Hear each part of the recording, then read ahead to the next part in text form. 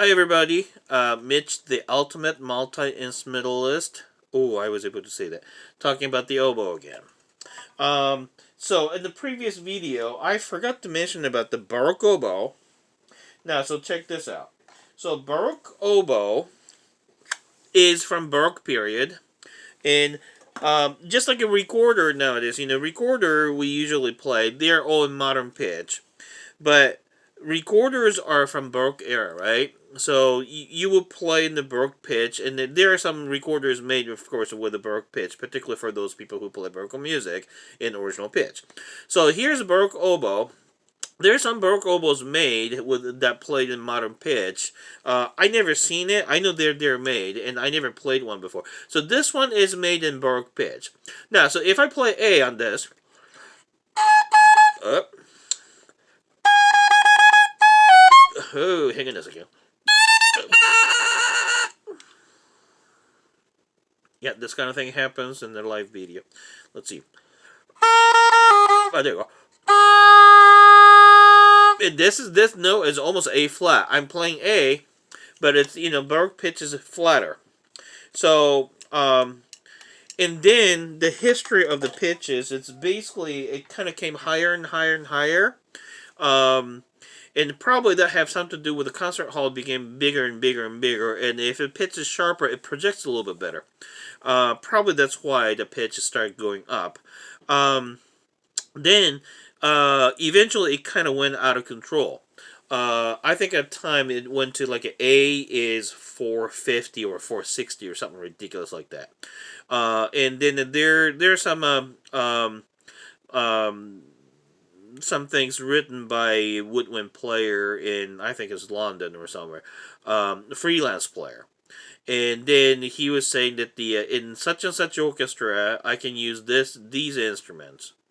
But when I go to another orchestra, their pitch is different, so I have to have a separate instrument. So if you had a job with one orchestra, just one set of instrument was okay. But if you're like a freelance player just floating back and forth in different orchestras, then they had to have different instruments. It's kind of ridiculous, isn't it? Come to think of it. So eventually, early 1900s, the standard pitch was it, and that's A440.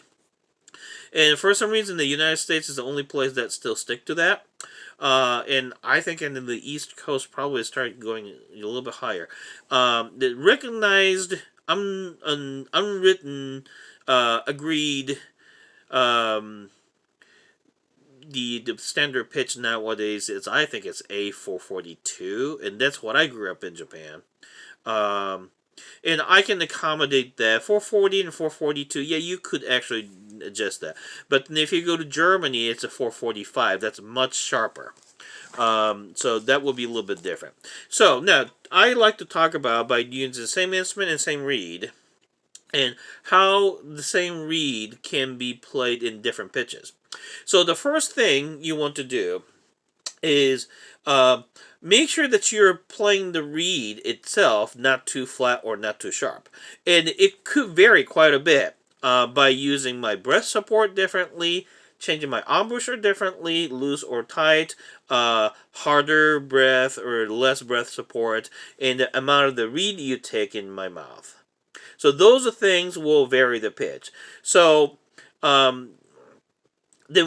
still, once you fix to certain place that plays reasonably well, and that will be it. So you really can't change the pitch that much after that, right?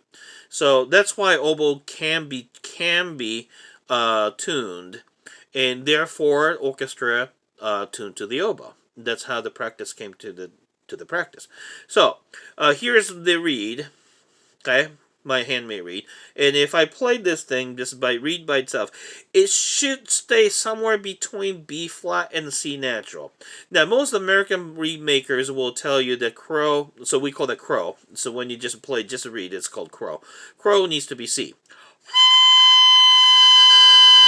And this is more like a B for me. And this is not the kind of crow I want, actually. I like the multiple pitch crow, like even more than that. But a lot of cases, American style players will tell you that the crow needs to be C. My take is slightly different. Somewhere between B flat and C, it'd be okay. But from my experience, if it is sharper than C, it's too sharp, and the reed itself feels very constricting, and it doesn't let you do much of a expression. So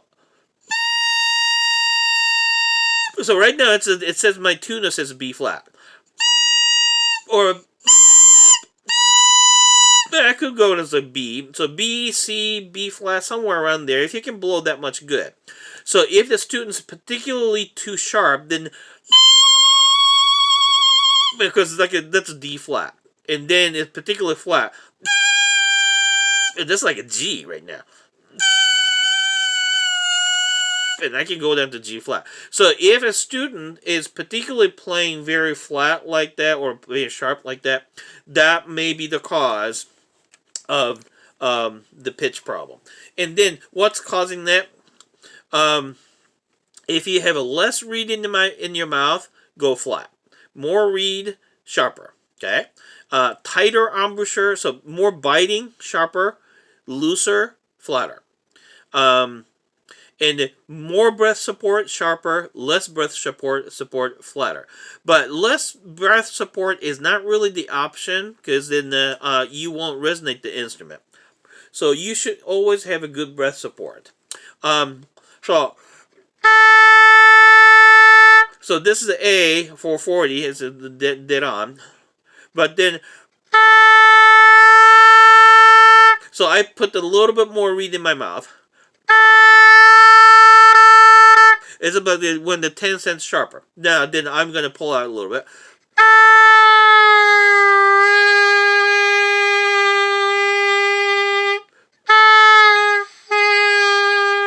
Almost G. Yeah. And then let me loosen up my embouchure. So now I'm not changing my position, but I just loosen up the my embouchure. Yeah, it's A flat. And then, yeah, this is like a like a 40 cents sharp. Yeah. And then, so that's the biting or loosening up. Okay. And then breath support. So breath support is an important part. So let me blow less. So if I blow less, I even don't make any sound.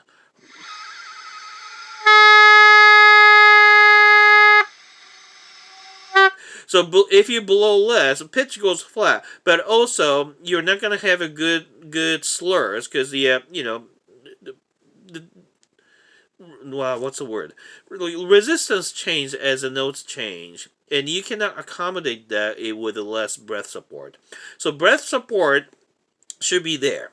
Okay, so that's how the pitches vary, and I like you to kind of experiment a little bit all on your own, and then so when you teach, when you become a teacher, and if you teach, if the students have a hard time with the tuning, check that, and assuming that your instrument is okay, all right.